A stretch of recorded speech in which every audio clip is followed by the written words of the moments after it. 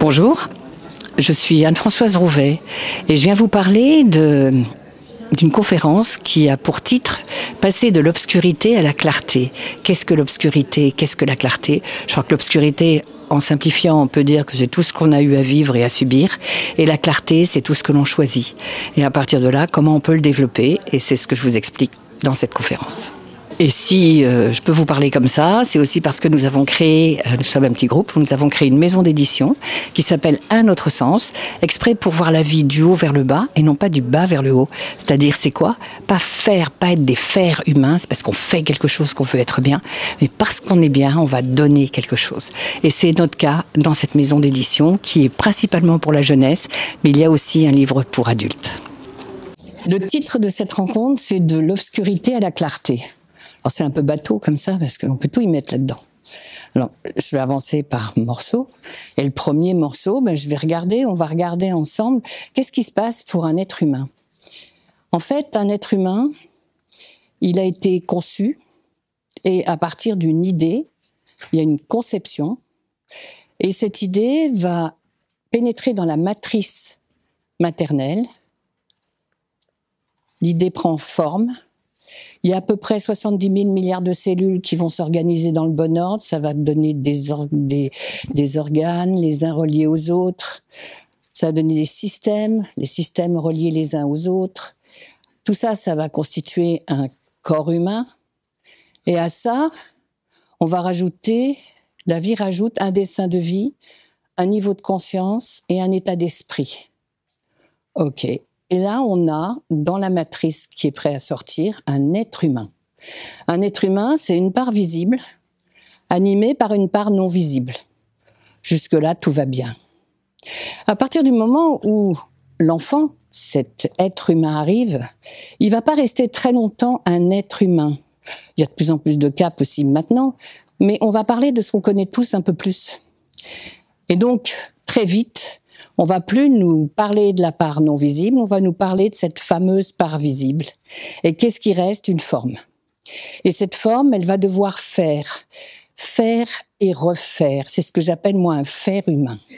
Parce que dans notre culture judéo-chrétienne, c'est pas une histoire de religion pure, c'est un état d'esprit. Dans ces croyances-là, si notre valeur va correspondre à ce que nous faisons. Si nous faisons tout bien, nous sommes quelqu'un de bien. Ça va être drôlement pratique. Sauf que, il y a peut-être même ici dans la salle un certain nombre qui n'ont pas réussi à tout faire bien tout de suite, ou qui n'ont pas correspondu à l'attente de leurs parents, ou du principe dans lequel ils étaient. Et là, ça commence doucement à se gâter. Pas terrible, quoi, le truc. Et on commence à se dire que oui, on a tous compris qu'on avait choisi notre famille. Hein. On est à peu près tous au courant, là, puisqu'on a lu beaucoup de choses, on sait beaucoup de choses. Certes, sûrement, il n'y a pas d'erreur de casting. Sauf que nous, qui le vivons, alors là, comment dire, le scénario, là, qui m'est proposé de ce film-là, est pas bon. C'est pas un chouette scénario, c'est pas un truc que j'apprécie du tout. En fait, je subis le film qui est dans la production parentale et je n'ai juste pas la possibilité d'autre chose. Et je me retrouve coincée dans quelque chose qui m'est de plus en plus difficile. Et c'est là que je vais prendre l'analogie d'une végétale, parce qu'elle est bien pratique pour moi, cette analogie. On a imaginé que nous soyons tous nés à l'état de graines dans un sac de graines familial et sociétal. On peut l'admettre, c'est une idée, concept. Dans ce sac de graines, il n'y a que des graines. Et vous avez remarqué, vous savez que les graines ne supportent pas la lumière et la chaleur. Si une graine rencontre la lumière et la chaleur, elle meurt. Son germe dedans avec. Mais donc, quand nous sommes dans ce sac de graines, qu'on nous a dit qu'on avait choisi inconsciemment, il va falloir qu'on passe notre vie dans ce sac de graines, notre première partie de vie, la vie familiale. Et on va prendre les coups.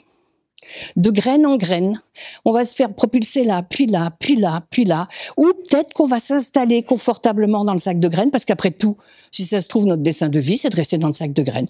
Peut-être que pour nous, dans cette incarnation, être graine, c'est une fin en soi. Bon, très bien. Mais pour d'autres, ça va être un moyen. La graine, c'est peut-être pas une fin en soi. À quoi ça sert? Ça sert à maintenir la vie du germe, mais en même temps à l'emprisonner d'une certaine manière tout un temps. Et il va falloir qu'il y ait des événements qui se succèdent et les événements qui se succèdent, c'est qu'on va nous demander de croire à ce que nos prédécesseurs croient. Alors, quand même, on s'est dit, peut-être que ce qu'ils ont cru, ça les a pas rendus super heureux, mais ça fait rien, ça serait bien que je croie pareil qu'ils disent. D'accord. Alors, je vais le vivre le plus possible. Et alors, on va me mettre à l'école, parce que l'école, c'est important pour se contacter tout le monde, les autres. Et on va m'apprendre des références. On va me dire ce qui s'est passé avant que j'arrive. Là, nous tous qui sommes là, qu'est-ce qui s'est passé avant? Et on va nous instruire de tout ce qui s'est passé avant. Et ça va être très, très important, parce qu'il va falloir se rappeler de tout ce qu'on nous dit qui serait bien comme référence, et que du coup, on m'a pas demandé mon avis sur ce que je pensais. Non. En fait, je vais passer tout un temps dans ce sac de graines où on m'a pas demandé mon avis. Mais on sait pour moi ce qui est le mieux. Ah ouais, c'est comme ça que ça marche. Parce que si ça pouvait être autrement, on me l'aurait dit, c'est sûr, c'est certain. Alors, bon, très bien, on vit tout ça. Et donc, on subit beaucoup l'histoire familiale, très souvent. À des degrés divers. Vous voyez, on n'a pas tous pris un coup de pelle à neige dans la figure. Hein. Non, non, ça peut être plus fin que ça. Mais c'est quand même que c'est pas nous qu'on est important. C'est quand même que c'est toujours le plus âgé, le référent, qui va dicter au suivant ce qu'il serait bien qu'il croit, qu'il pense et qu'il vive. Alors tout ça, ça va nous amener tout doucement à nous dire, quand je serai grand, je ferai pas pareil. Quand je serai grand, moi, je serai heureux. Et quand je serai grand, moi, j'aurai un mari ou une femme, on sera heureux. Et puis, on aura des enfants. Et puis, on fera tout bien pour eux. Et puis, ça sera un bon scénario. Ça va être top, top, du top. Et c'est là qu'on va passer, avec beaucoup de conscience et de volonté. On va quitter le côté familial, cette partie-là. Pour la plupart d'entre nous, on va y arriver. Et puis, on va aller enfin fabriquer notre bien un peu comme on veut. Parce que là, nous, on a compris là que c'était pas là que c'était bien. Donc, si c'est pas là que c'est bien, c'est là où que je dis que ça va être bien, que ça va être bien. Et alors, on y va. Et on va épouser, rencontrer. Et on va vivre avec quelqu'un. Et puis, on va se dire que c'est super au début. C'est vrai parce que, en fait, si on regarde bien ce qui m'est arrivé, j'ai quand même manqué d'amour. Je sais pas, mes parents, ils disent bien qu'ils m'aiment, qu'ils m'ont toujours aimé, mais enfin moi, entre ce qu'ils m'ont dit et ce que j'ai ressenti, il y a un manque. Je peux pas expliquer pourquoi, mais il y a un manque. Et ce manque, je sais que moi, je peux le combler. Alors, j'ai trouvé quelqu'un d'autre. C'est chouette parce que, comme je suis en manque d'amour, j'ai été lui en demander à lui. Et lui, il m'a dit, j'en ai pas, mais passe-moi le tien. Qu'est-ce qu'il me dit? Qu'est-ce qu'il me dit? Pourquoi il me dit ça? Parce que, tu comprends, moi aussi, j'ai besoin d'amour. Il me dit ça? Ah ouais, alors, tu sais comment on va s'organiser?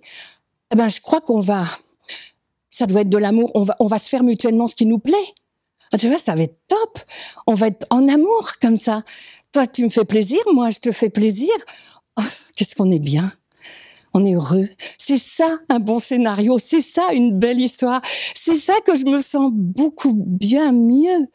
Et puis, on passe un temps ensemble, dans l'exclusivité de ce qu'on se fait mutuellement. Puis, arrive un enfant, parce que on a quand même l'idée que ça serait bien qu'on passe tout notre bonheur à nos petits.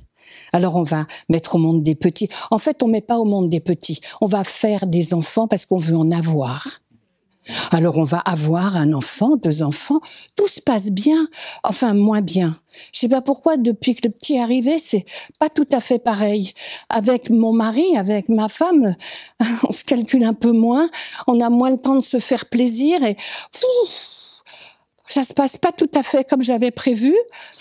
Et puis, au bout d'un certain temps, allez, on va dire une dizaine, quinzaine d'années, c'est à peu près ça. 18. Enfin, c'est à peu près le même temps que ce qu'on avait passé dans la famille. C'est bizarre, ce truc. Et voilà qu'on se retrouve avec, je crois que je vais pas pouvoir rester là. Ça va pas le faire. Pourtant, c'était bien parti, mais là, je le sens plus. Je veux dire, je crois que j'ai plus d'amour pour lui. je crois que j'ai plus d'amour pour elle. Puis alors moi, j'ai retrouvé quelqu'un et franchement, là, je sens que ça va être beaucoup mieux. On se refait plaisir, c'est super. Et puis l'autre, elle se retrouve un peu imbécile, en disant, moi, j'ai trouvé personne. De toute façon, je suis en manque d'amour et je sais pas où il est et je sais pas quoi et je sais pas comment je vais m'en sortir. Qu'est-ce que je peux faire? Qu'est-ce que je peux faire? Je suis malheureuse. Je sais pas où il est l'amour. S'il n'a pas été chez lui, alors là, vraiment, je vois pas. Si lui, il est parti, ben lui, il est parti pour passer le bottin. Il va essayer tout, lui, où il est l'amour. Ah oui, ça c'est vrai, il a essayé là. Il est toujours pas là. Alors il a renouvelé, il était là, il a été là. Toujours pas là. Bah, s'il est pas là, il est où? Et celle qui est restée bêtement là, stockée en se disant, mais c'est quoi, c'est où l'amour?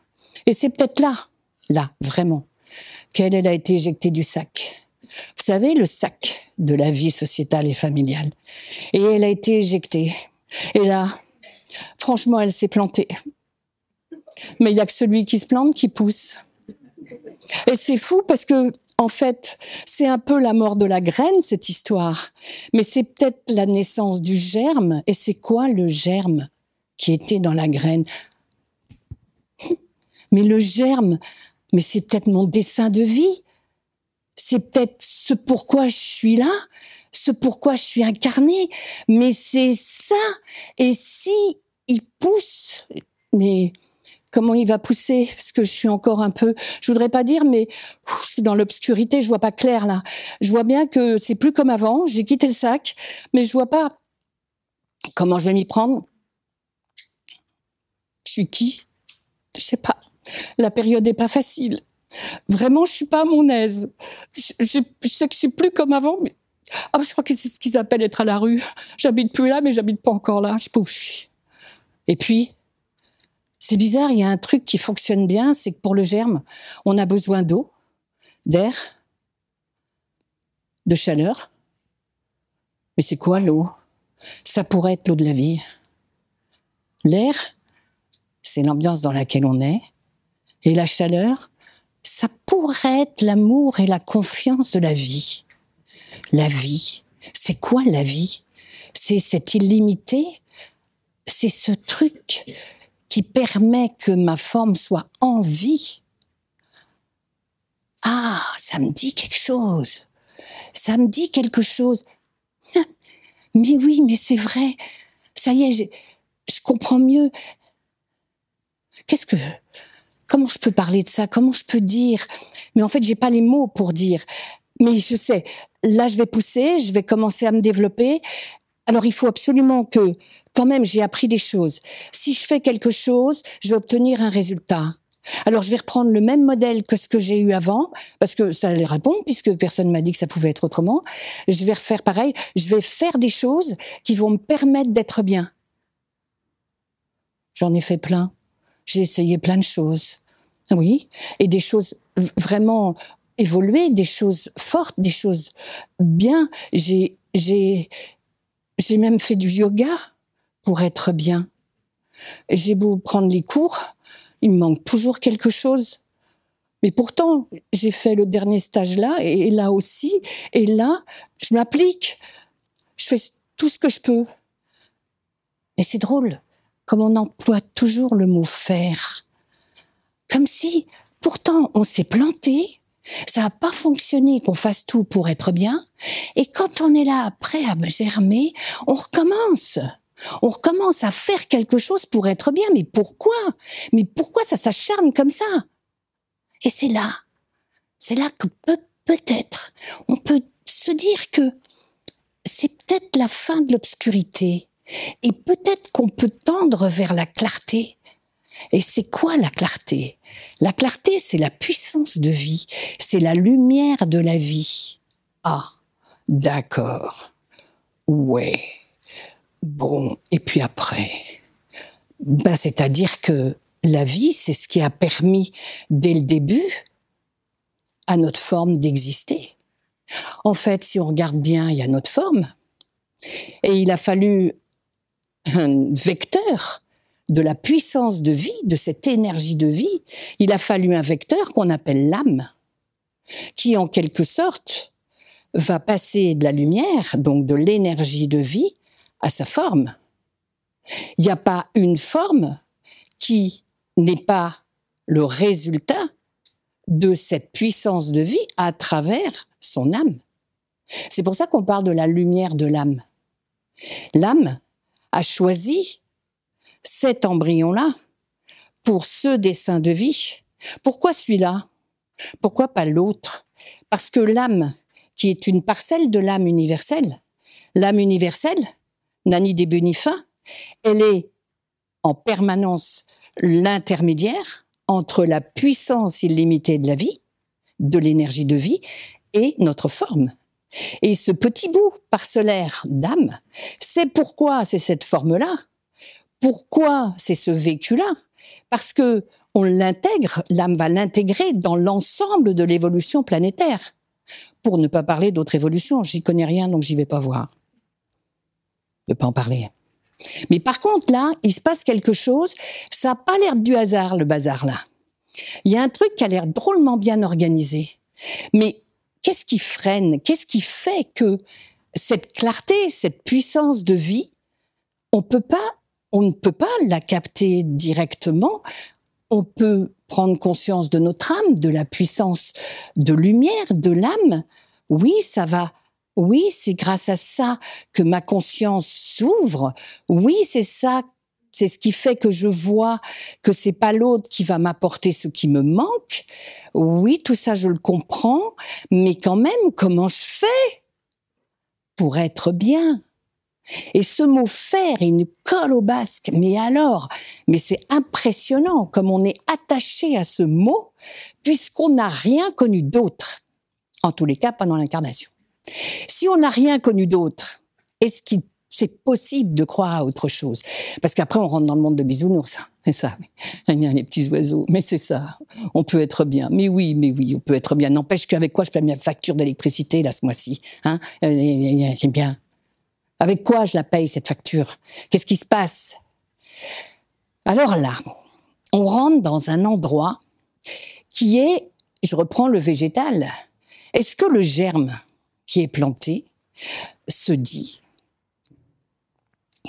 avec quoi je paye la facture, avec quoi je vais pousser, comment c'est possible, et puis en plus je sais pas qui je suis encore, donc voilà, je suis là. Qu'est-ce qui me permet de me développer? Je suis embêtée, dit le germe, j'ai rien à faire. J'ai rien à faire. Et pourtant, je pousse.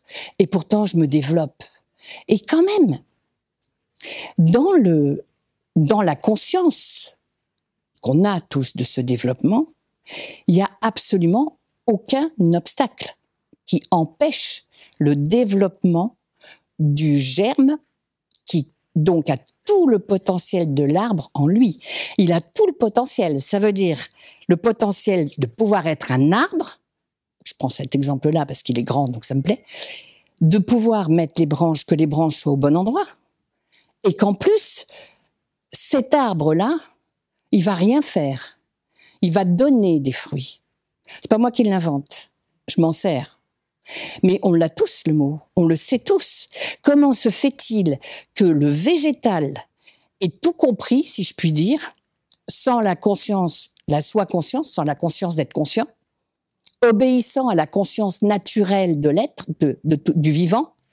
Comment se fait-il que dans ce germe, il y a la totalité de l'être arbre? C'est quand même bien foutu. C'est vrai. Nous, on se plaint toute la journée. Hein. Mais ça, c'est bien foutu. Et ça fait quoi? Ça entraîne quoi? C'est que le germe, il va avoir quelque chose de très important à vivre. C'est de ne plus avoir de pensée dans tous les sens pour obtenir un résultat. Il ne va plus avoir d'attente. Alors, un arbre, un germe, c'est pas un humain. Donc nous, forcément, on a des attentes. Parce que d'une certaine manière, l'attente, c'est une quête, c'est un désir. Et le désir, c'est la carotte qui fait avancer l'âne. C'est-à-dire qu'on avance au fur et à mesure. Une fois qu'on est comblé à un endroit, on recherche à capter la suite qui va nous rendre encore plus heureux, encore plus mieux, évidemment. Et c'est comme ça que on court derrière tous les plaisirs de vie, Parce que même en très grande sincérité de la recherche de notre être et de notre âme, hein, on est tous sincères dans notre chemin que l'on prend. Mais on se cause beaucoup, on se parle beaucoup. En fait, si vous regardez bien comment on fonctionne, mais il y a une espèce d'obésité de la pensée, on est quand même tous un peu gras au niveau de la pensée. C'est-à-dire qu'on n'arrête pas de nourrir des pensées qui vont absolument pas nous arranger le futur. Mais il faut vivre le présent. D'accord, on a tous compris. L'instant présent. Ok, c'est quoi le présent? Mais le présent, c'est un cadeau. Il m'a fait un présent. C'est joli, comme on le dit plus beaucoup, mais enfin, on le garde un peu juste pour ça. Il m'a fait un cadeau. La vie me fait un cadeau. Et je suis coincée dans le sac de graines, elle me fait pas un cadeau. Hein. Si je suis germe, peut-être que c'est ça le présent. C'est peut-être que c'est un cadeau où j'ai juste à pousser si je capte un peu de la chaleur. La chaleur, c'est la lumière du jour pour le végétal, mais ça peut être la lumière de vie pour l'humain. Parce que c'est vrai que j'ai beaucoup décliné tout ce que j'ai fait avec l'auxiliaire avoir. J'ai voulu avoir mieux. J'ai eu besoin de combler mon avoir besoin. Vous avez vu dans le mot besoin, il y a le mot soin. C'est drôle. C'est toujours besoin. On a besoin d'eux. Voilà, j'ai besoin d'être là. Là, j'ai besoin d'être au calme. Là, j'ai besoin de prendre ça. Là, j'ai besoin de travailler. Là, j'ai besoin. On a besoin. Mais c'est toujours le mot soin. Et ça va nourrir qui? Notre corps, notre personne. Oui, important. C'est l'écosse de la graine. Important. Faut qu'elle dure, cette graine, jusqu'à temps qu'elle se plante. Mais on va tout faire pour qu'elle se plante pas. Évidemment qu'on fait tout pour qu'elle se plante pas. Parce que si elle se plante pas, on ne sait plus quoi faire. Allez, c'est rebouclé. On peut tourner longtemps comme ça. Et donc, cette notion d'avoir, c'est vouloir avoir plus, mais vouloir avoir plus pour que notre forme se sente mieux. Ok. Le germe, pour une forme, ça va être une forme, hein, va devenir un arbre, c'est une vraie forme. Mais il fait rien. Il n'a pas d'avoir. Il va juste se développer avec la puissance de vie, la puissance de la lumière de vie, qui étrangement le tire vers le haut pour être vertical. Et il va pas ramper le végétal. Pourquoi il rampe pas le végétal? Alors que nous on rampe, hein. Nous on rampe. Si je fais ça, ça fait ça. Qui fait ça, ça va faire ça. Qui fait ça, je vais trouver ça, je vais avoir ça, ça va être top. Ah non, il faudrait mieux que je fasse ça, qui fasse ça, parce que ça va faire ça, qui fait ça, parce que comme ça je vais avoir ça, ça va être top. Enfin. Moi, je vais déjà essayer ça, puis après je ferai ça, qui fait ça, ça va faire ça, qui fait ça, top. Et puis, tout ça, c'est bien normal, puisque c'est comme ça que ça fonctionne.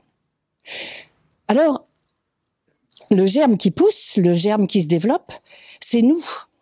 Et c'est nous, pour pouvoir se développer en tant qu'être, pour pouvoir développer notre dessein de vie, ça va être de ne plus fabriquer notre bien, mais d'être bien.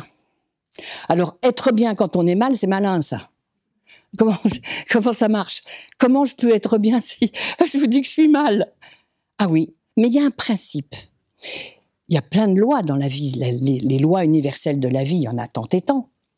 Mais pour parler des plus accessibles pour nous, des plus ordinaires pour nous, il y a la loi de cause à effet. C'est quoi la loi de cause à effet? C'est simplement qu'une semence va donner une récolte. Vous savez, ah ben oui, ah ben il l'a semé, il l'a récolté. C'est toujours péjoratif d'ailleurs, vous avez vu, quand on dit ça, on connaît la phrase tous autant qu'on est. Il a semé, il l'a récolté, c'est bien fait pour lui. C'est jamais dans le positif. Comme si on n'était pas capable de semer quelque chose de bien pour récolter du bien. On est quand même fort. C'est vraiment, on est doué pour se faire du mal. Mais on se fait du mal tout le temps avec ça. Parce que si on était conscient de la pensée semence, on aurait la récolte.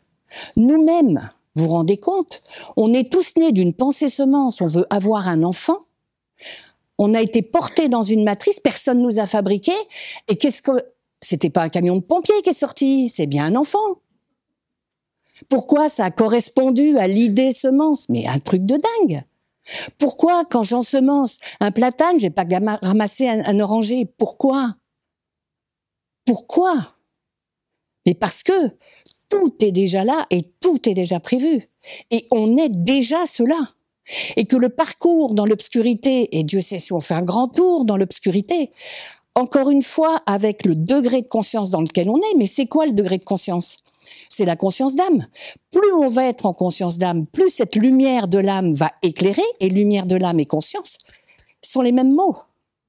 Plus on est conscient, plus notre âme éclaire. Donc en fait, c'est l'inverse. C'est parce que notre âme éclaire que notre conscience, nous, on est conscient de notre conscience, va s'ouvrir de plus en plus.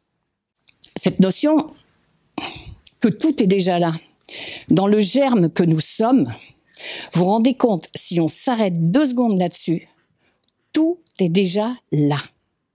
Et donc, il n'y a pas une semence qui n'est pas une belle semence. La vie ne peut pas faire d'erreur.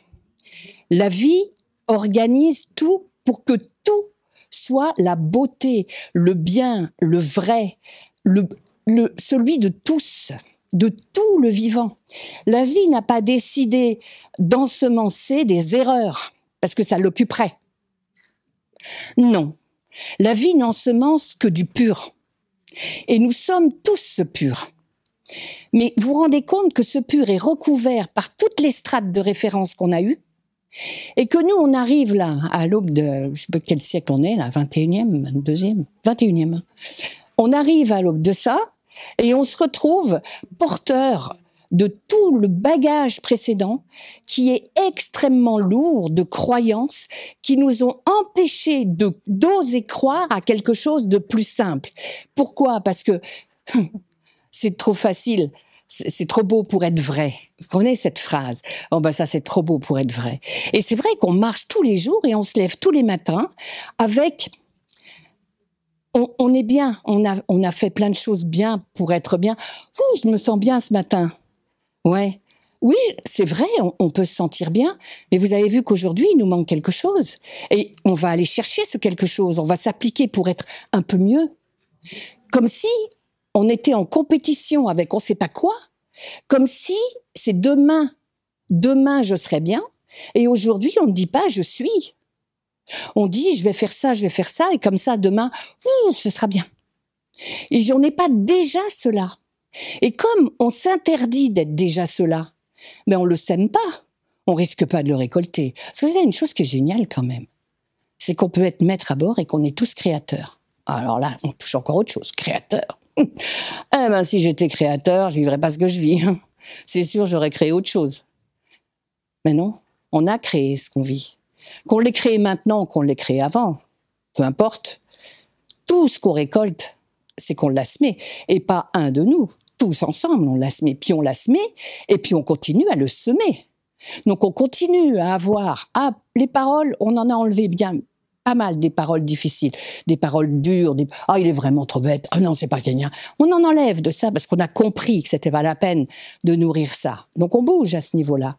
Mais n'empêche que le nombre de pensées que l'on a qui ne sont pas mises en parole, elles sont plus originelles pour la création, pour le résultat, que les paroles même. Donc la pensée fondamentale, vous voyez comment toute la journée, on va penser comment faire mieux, comment être bien, comment exiger de nous, comment ne pas nous endormir sur nos lauriers, comment, oui, là, il faut que je me lève, enfin, je vais faire comme ci, comme ça. Combien on exige de sa personne, alors que à l'intérieur de cette personnalité, il y a déjà tout. Tout. Donc, ce chemin que nous parcourons de l'obscurité à la clarté, au fur et à mesure où le germe va se développer, avec l'eau de la vie, l'air et la chaleur, donc l'amour de la vie, au fur et à mesure qu'on va se développer, qu'est-ce qui va se passer? On va plus regarder ce qu'on fait. On va commencer à avoir notre être qui pousse, qui commence à se déployer. Oh, pas fier. On va passer tout doucement de cette pénombre où nous étions plantés, parce que on dit chez nous, le haricot, quand on l'ensemence, faut qu'il entende les cloches. Ça veut dire que c'est tout au bord de la terre. C'est pas profond parce qu'après il pourrit, la graine pourrit si elle est trop profondément enfoncée. Le propos, c'est d'arriver là. Mais au-dessus de ça, on a tout un tas qu'on appelle le fumier. C'est quoi ce fumier? C'est tout ce qu'on a vécu, c'est toute notre antériorité. Tout notre subi familial, notre scénario foutu, là, tout ça, c'est notre fumier. Mais le fumier, à quoi ça sert? Quand il est transformé, ça va permettre de donner de la nourriture à ce germe. Et en fait, tout ce qu'on a vécu précédemment, c'est pour préparer l'évolution de ce germe. Dans le désert, il n'y a pas de fumier, mais il n'y a pas de germe. Donc là, oui, on est souvent avec un bon gros tas de fumier. Vous avez remarqué, il y a assez. Et en fait, c'est quand il y a assez de fumier que on est éjecté du sap, prêt à pousser. Et lorsqu'on pousse et que ce fumier se transforme grâce à l'eau, la chaleur et l'air, et qu'il devient la nourriture du germe, le germe va faire des petites radicelles, des racines. On ne voit pas au début ce qui se passe pour nous. On ne se rend pas compte que c'est une nouvelle conscience qui s'ouvre et que on dit toujours perdu parce qu'on ne sait pas ce qu'on est. Mais n'empêche que il y a un moment donné, on va passer de la zone d'obscurité à la zone de clarté. Et dans cette zone de clarté, qu'est-ce qui se passe? C'est bête, mais on voit clair. C'est ballot. Mais avant, on voyait pas clair. Donc, quand on voyait pas clair, on avait beaucoup peur. Et quand on est dans la clarté, c'est drôle, comme ça s'appelle la confiance. Parce que qu'est-ce que vous voulez faire? Qu'est-ce que vous voulez faire de plus que d'être? Et si pousser, en plus, c'est vertical. Parce qu'au départ, on est quand même prévu pour être vertical. On est sur deux petits pieds, là, qui tient, sur une planète qui tourne toute la journée, et nous, on tient debout verticaux, comme le végétal. C'est bien qu'on a cette capacité corporelle, on doit pouvoir avoir la capacité d'esprit. Ça serait bizarre que l'un soit pas relié à l'autre, quand même. C'est pas possible. Et donc, forcément, l'esprit nous tire. La lumière de vie nous tire vers le haut, n'est aspirée que l'aspirable, parce qu'on l'a voulu, parce qu'on s'est mis en route pour ça. Et au fur et à mesure qu'on pousse, qu'est-ce qui va se passer? Il va y avoir une branche. Est-ce que c'est le petit plan qui dit je vais mettre une petite branche là? Ah non, ça peut-être mettre une petite branche là, ça serait mieux. Ou alors attends, comment je fais? Ah non, là il y a trop de soleil. Non, il s'occupe de rien. Et étrangement, chaque branche, chaque ramure va apparaître où il est juste qu'elle apparaisse. Chaque ramure va s'organiser avec les autres autour. Et il y a un truc qui est assez fabuleux, c'est que la lumière, c'est la même pour tout le végétal. Ça serait étrange que ce soit pas la même pour nous tous, avec la même puissance quand même. Ça serait étrange qu'il y en ait un qui passe à côté et que la puissance passe là. Comme un arbre qui dirait « Oh non, moi attends, j'ai pas de lumière, tiens. » Ah, c'est lui qui a tout. Non, ça n'existe pas. Donc, si ça n'existe pas pour le végétal, est-ce que ça peut exister pour nous? C'est quand même un peu énorme. Vous vous rendez compte? Je suis sûre que j'en déçois plein, là, qui se disaient, je vais faire ça, comme ça je serai bien. Mais non. C'est pas parce qu'on va faire quelque chose qu'on est bien. C'est parce qu'on va avoir l'intention. L'intention. C'est quoi l'intention? Dans le mot intention, il y a la tension dedans. Une tension. Mais c'est quoi une tension? C'est une tension électrique. C'est l'électricité de la vie. Parce qu'on a le désir d'offrir, d'une certaine manière, cette forme que nous sommes, qui s'est paumée dans les méandres là-bas, qui maintenant est là, plantée là, et qui est en train de se développer et qui est en train de voir clair. Quel intérêt a le petit plan de s'occuper de savoir s'il va se faire pousser une branche là ou là? Il n'en a plus. Il va juste être qui il est, avec l'intention de capter de plus en plus de lumière pour donner de plus en plus de branches et de fruits. Parce que plus on donnera des fruits, plus d'aucuns qui n'ont pas encore compris et qui voient à travers le sac de graines un petit peu dans le trou là qu'il y a peut-être possibilité de se planter pour que ce soit mieux, ça va peut-être les attirer, ceux-là, vers la lumière. Ça va peut-être leur donner la possibilité de se dire « mais oui, je suis déjà tout ». Parce que dans un germe, il n'y a pas d'erreur. Il n'y en a pas. Ce n'est que parce que nous nous racontons nos strates de pas possible que nous sommes coincés et que nous ne pouvons pas aimer qui nous sommes comme nous sommes, l'arbre que nous sommes, l'arbrisseau que nous sommes, peu importe. Mais sans se comparer à autrui, puisque chacun est utile dans l'organisation planétaire de la vie. Il n'y a pas une forme qui n'est pas juste, il n'y a pas un chemin qui ne l'est pas, mais en commun, nous avons cette puissance de vie, cette puissance de lumière. Qu'est-ce qui fait qu'on passe très peu de temps par jour à penser à cette puissance de lumière et qu'on passe beaucoup de temps à penser à ce qu'on va faire? C'est pour ça que je parlais de l'obésité, de la pensée. Parce que oui, on est extrêmement gras de penser et que donc apprendre à maigrir en pensée, c'est idiot ce que je dis, apprendre à maigrir en pensée, ne plus fabriquer de moins en moins son bien pour être de plus en plus en connexion, en reliance, mais qu'on soit en train d'éplucher nos patates, d'aller chercher un gamin à l'école, de bosser, d'être constamment là avec cette puissance qui est présence. Et présence, c'est le cadeau. Et nous sommes tous dotés de ce cadeau. Tous. Mais est-ce que nous pouvons admettre que les obstacles que nous nous mettons, les couches que nous avons à soulever, est-ce qu'on peut admettre qu'elles peuvent être soulevées en un instant? Ou est-ce qu'on est tellement habitué à notre organisation de faire, on va y aller mollo? Et si on y va mollo, on peut y aller, hein, c'est pas un problème. Puis d'abord, chacun vit ce qu'il veut. Mais qui nous demande que ce soit si difficile? À qui on rendait compte de cette difficulté? C'est quoi notre but? Je vois bien que tout le monde ne répond pas. Donc, c'est ça. Alors, j'ai envie de vous raconter une histoire. Vous voyez, c'est une analogie, évidemment. Imaginez, on a un beau véhicule, hein. On a un beau véhicule. Puis on en prend soin de ce véhicule. Franchement, on le bichonne, on fait tout ce qu'il faut, parce qu'il faut qu'il dure toute une incarnation. Ça serait bien qu'il soit pas complètement pourri à la fin.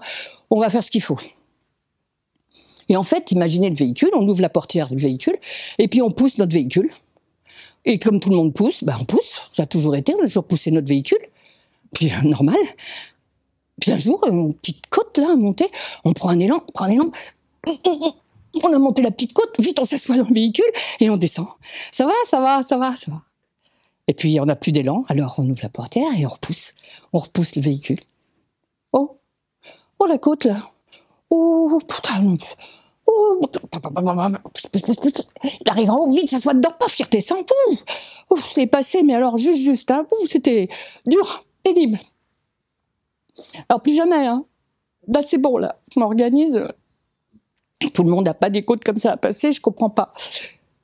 Puis un jour, j'ai pas remis de la précédente, il y a de nouveau qui arrive. Alors là, celle-là, elle est grosse. Alors il pousse. Il arrive par en haut, il se balance dans la banquette, la portière se claque, et il repart en arrière, la bagnole, pété dans le bois, là-bas. Putain. Alors là, vraiment, s'il y a un truc que j'aurais préféré crever direct, hein, parce que trop dur. Puis il y a un gars qui est aux champignons, il vient par là dans le bois, puis il lui dit « Vous avez eu un accident ?»« J'ai eu un accident. Ça se voit, non ?»« Oui, mais enfin, si vous voulez, il y a un garagiste pas loin, si vous voulez, je vais chercher, et puis on vous dépanne. » Je sais rien, je sais pas, comme vous voulez. Bon, bah allez-y, cherchez. Alors il va chercher le garagiste arrive, on met le véhicule sur le camion, et puis on repart au garage. Et puis là, le garagiste dit au gars « Vous pouvez ouvrir le capot ?» « Le quoi ?»« Le capot. » Je comprends pas. Ah, vous poussiez votre véhicule? Ah bah oui. Oui, comme tout le monde, pourquoi? Non, mais c'est pas grave, regardez le capot, il y a une petite manette, là, venez voir avec moi. Le garagiste ouvre le capot, et le gars il dit, c'est quoi ça? Ah, c'est le moteur, monsieur. C'est pour ça que c'était si lourd? Ah oui, ça c'est lourd, c'est très lourd. À pousser, c'est lourd, oui. Ben, et ça sert à quoi? Ben, ça sert à pas pousser la voiture. Hein? À pas pousser la voiture. Enfin, je vous expliquerai plus tard. Vous savez quoi? On va d'abord réparer la forme. Là, il y a un petit problème derrière, donc c'est pas grave. Puis il répare la forme. Puis ça y est, la voiture est prête. Le garagiste appelle le gars, il lui dit ben, venez avec moi, mettez-vous à la place du passager. Moi, je vais conduire, on va voir si tout va bien pour la voiture. Et les voilà qui partent, le gars prend la clé, il fait tout. Le type à côté, enfoncé dans le fauteuil. C'est avec ma clé que vous faites ce bruit-là? Ben oui, j'ai fait marcher le moteur. Enfin, c'est le démarreur. Avec ma clé. Oui, oui, avec votre... Mais j'avais la clé. Oui, oui, vous aviez la clé. Mais ça veut dire que personne m'a dit que je pouvais faire un cran en plus? Non. Puis vous n'avez pas été voir, vous étiez tellement persuadé que c'était pas possible que vous n'avez pas fait le cran en plus.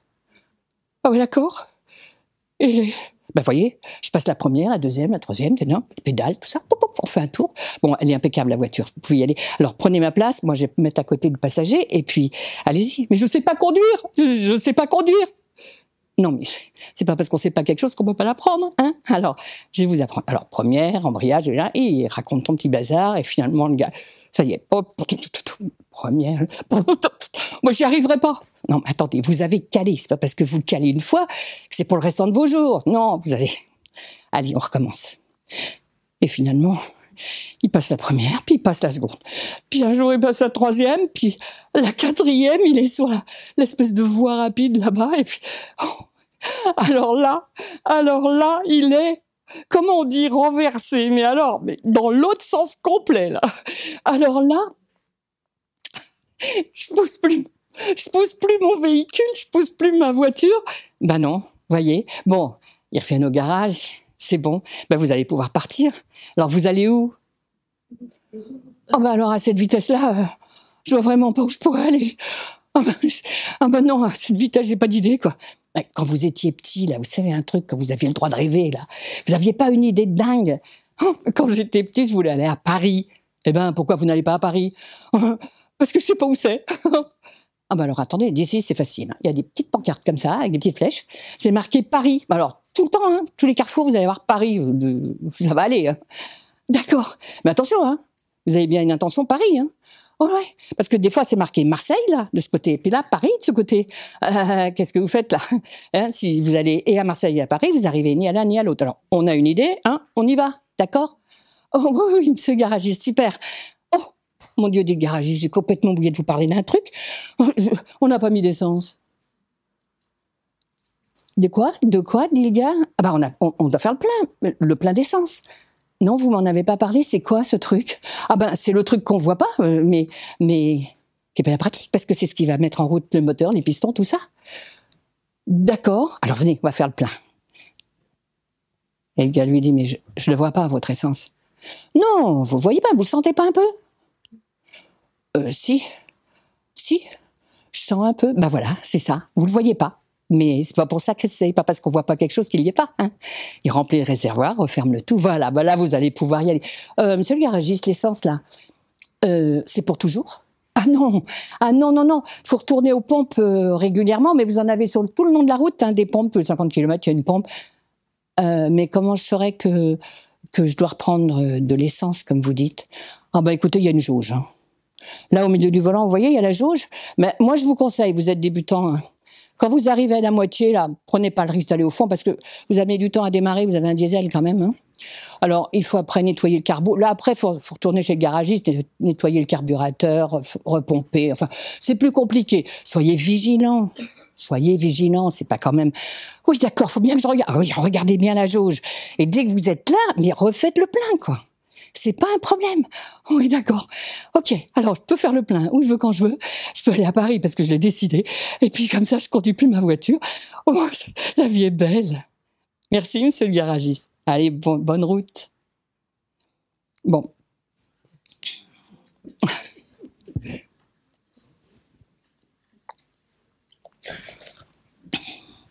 Vous comprenez comment on passe de l'obscurité à la clarté? En tous les cas, comment c'est éventuellement possible. Et combien de se rappeler tous les jours. Imaginez que chaque matin, quand on se réveille, on sait qu'on est tout en nous. On sait qu'on est la puissance de vie qui permet l'évolution de qui on est. Et non pas d'être une personnalité qui, en faisant des choses, va être bien. Sinon, il nous manquera toujours quelque chose. Nous pouvons être pleins. Ça s'appelle la plénitude. Et la plénitude, c'est de penser que nous sommes cette puissance de vie en permanence qui peut pénétrer notre corps en plus de la puissance de vie initiale dont tous les jours on s'en sert puisqu'on est vivant. Donc, cette volonté, ce choix, j'ai même pas envie d'appeler ça une volonté, parce que c'est la volonté, ça peut être encore autre chose, mais en tous les cas, de souhaiter, de vouloir penser que nous sommes déjà tout ce bien, ce beau, ce vrai, et que on peut diminuer l'idée que ça n'est pas possible. En s'endormant le soir, si nous savons que nous sommes cela, et en se réveillant le matin, si nous nous rappelons que nous sommes tout ça, pourquoi? Ça va être beaucoup plus simple dans la journée, évidemment. Voilà ce que je pouvais raconter, et évidemment, je raconte tout ça parce que tout ça est raconté dans les livres à la fois pour enfants puis un livre pour adultes dans la maison d'édition Un autre sens. Et pourquoi nous l'avons appelé Un autre sens? C'est justement pour arrêter de faire quelque chose pour être bien, pas arrêter mais suggérer, pardon, n'arrête rien, je sais pas qui je suis, de suggérer que c'est pas parce qu'on fait quelque chose qu'on est bien, c'est parce qu'on est bien qu'on donne quelque chose. Et à partir du moment où on se considère en capacité de donner, puisqu'on est l'arbre qui va donner des fruits, forcément, c'est pas l'arbre qui mange ses fruits. Forcément, c'est pour le bien de l'ensemble. Ça peut pas être autrement. Il n'y a pas d'arbres qui mangent leurs fruits, il n'y a pas de vaches qui boivent leur lait. Donc, ça donne. Oui, c'est des exemples. Un peu. Voilà, c'est tout ça. Et comment transmettre ça à nos enfants avant qu'ils aient 30, 40 ans pour découvrir qu'ils ont une âme, pour découvrir qu'ils sont déjà des êtres merveilleux. Et voilà, suggérer tout ça. Donc, on a créé cette maison d'édition il y a 9 ans maintenant. On est en association. Et au fur et à mesure, on donne des propositions, des supports. Pour tout ça, plus une chaîne YouTube, plus un site internet, comme tout le monde. Enfin voilà, on a tout ce qu'il faut. Voilà ce que je pouvais vous raconter. Alors, vous avez peut-être des questions.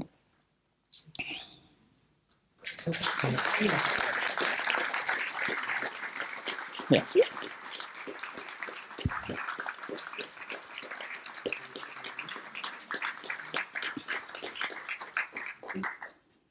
Pas de questions? Des questions? Pas de questions.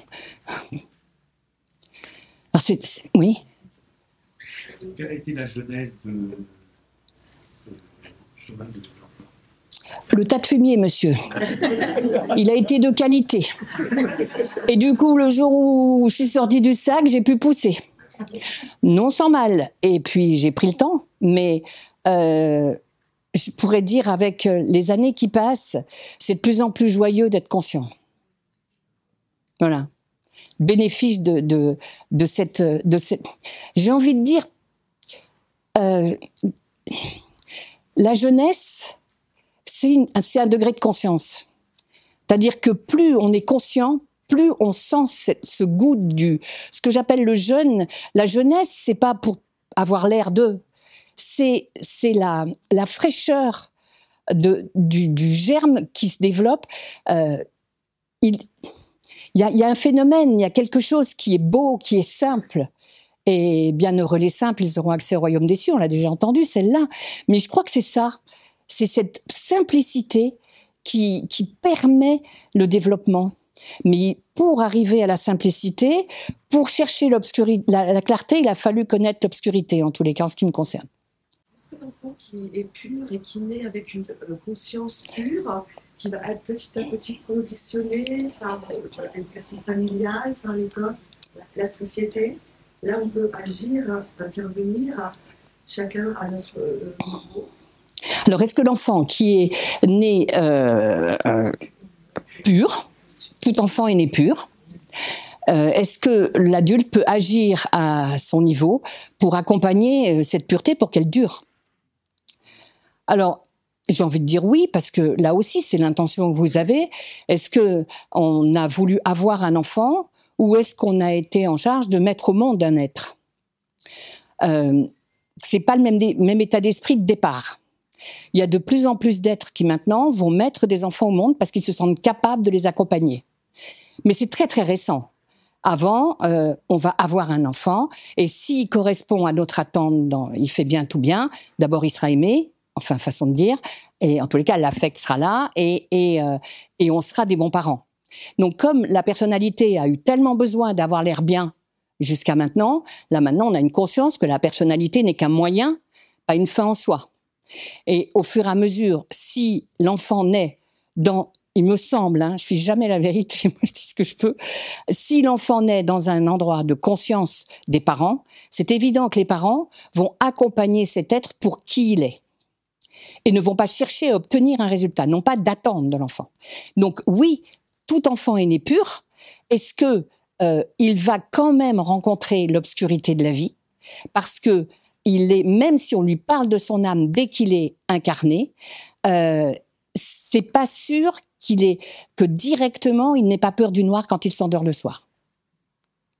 C'est ballot, c'est très technique. Pourquoi il y a tant d'enfants qui ont peur du noir? Mais parce qu'ils arrivent de la lumière. Et que la rentrée dans l'incarnation, c'est pas de la petite bibine, c'est pas les vacances. C'est quelque chose qui va pas être facile, surtout qu'on prend en charge tout ce qui a été précédé et qu'on va faire partie de ce qui va être créé et que tout est relié l'un avec l'autre. Donc c'est quand même lourd de conséquences d'arriver. Et il y a des êtres qui vont effectivement s'incarner parce qu'ils vont être des bons opérateurs d'évolution, d'autres qui vont être chacun est juste dans ce qu'il fait, dans ce qu'il dit et dans ce qu'il est, mais certains vont rester dans le sac de graines où il fait pas clair, et donc on va s'inventer de la lumière artificielle, qu'on va faire semblant de faire des trucs.